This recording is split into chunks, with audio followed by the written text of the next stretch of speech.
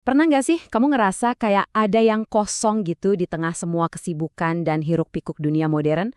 Nah, hari ini kita bakal coba cari jawaban dari sebuah kearifan kuno, tasawuf. Kita akan gali sama-sama hikmah yang bisa menenangkan jiwa dengan panduan dari buku Belajar Bijaksana dari Kaum Sufi. Oke, kita mulai dari sini ya. Kutipan ini tuh ngena banget. Kenapa nih orang-orang di kota besar, yang muda, yang tua, kok rame-rame datang ke majelis sufi? Jawabannya simple. Di tengah materialisme, banyak yang merasa hampa secara spiritual. Dan sepertinya mereka menemukan obatnya di dalam ajaran tasawuf. Biar kita nggak bingung, kita harus paham dulu dasarnya. Apa sih tasawuf itu? Gampangnya gini deh, anggap aja tasawuf itu kayak peta atau kompas buat perjalanan batin kita. Tujuannya bukan buat nemuin tempat baru, tapi buat membersihkan diri kita sendiri, biar bisa lebih dekat sama Sang Pencipta. Nah, orang yang menempuh perjalanan spiritual ini, yang make peta dan kompas tadi, mereka inilah yang kita kenal sebagai seorang sufi. Mereka adalah para pejalan yang mendedikasikan hidupnya buat pemurnian batin. Salah satu konsep kunci dari para sufi di awal-awal adalah zuhud.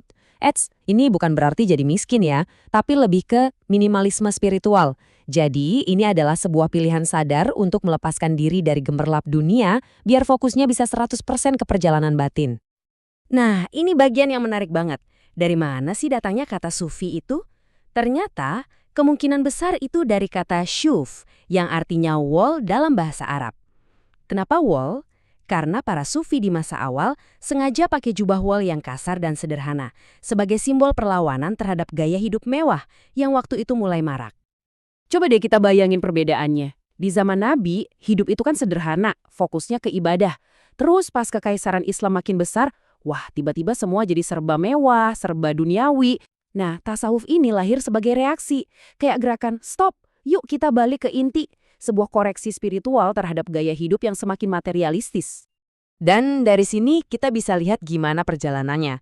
Dari yang awalnya cuma gerakan personal, lama-lama jadi lebih terstruktur. Muncul deh sekolah-sekolah spiritual yang punya metode dan guru pembimbing yang jelas. Inilah yang kemudian kita kenal sebagai tarekat. Oke, cukup sejarahnya. Sekarang kita lihat gimana sih kebijaksanaan ini diaplikasikan di dunia nyata. Kita bakal belajar dari kisah seorang sufi agung, Syekh Abu Yazid. Jadi ceritanya gini, bayangin ya, suatu malam ada pemuda mabuk mukul kepala Syekh Abu Yazid pakai kecapinya sampai berdarah dan kecapinya hancur. Gimana reaksinya? Marah? Enggak. Besok paginya, Syekh malah ngirimin uang buat ganti kecapi itu plus manisan, sambil minta maaf karena katanya kepala dia yang bikin kecapi si pemuda itu pecah. Luar biasa kan? Nah, ini dia intinya. Buat kaum sufi, sabar itu bukan cuma pasif nahan amarah. Sabar itu aktif, sebuah latihan spiritual yang ada level-levelnya. Dan Syekh Abu Yazid tadi itu nunjukin kita level paling puncaknya, ngebalas kejahatan bukan dengan diam, tapi dengan kasih sayang. Oke, dari sabar kita pindah ke konsep keren lainnya, yaitu wara. Bisa dibilang, ini tuh tanggung jawab level dewa. Dan kita bakal lihat contohnya dari kisah seorang ulama besar, Syekh Abdullah bin Al-Mubarak. Coba bayangin deh, melakukan perjalanan pulang pergi ribuan kilometer, yang butuh waktu berminggu-minggu, cuma buat balikin satu pulpen yang kepinjam. Satu pulpen. Ini kelihatannya emang ekstrim, tapi ini nunjukin betapa dalamnya rasa tanggung jawab pribadi yang diajarkan dalam tasawuf. Jadi, apa sih wara itu? Ini bukan cuma soal ngehindarin yang haram, tapi lebih jauh lagi. Ini soal punya filter yang super ketat. Kita secara sadar memilih hanya hal-hal yang benar-benar bersih, jelas, dan bermanfaat.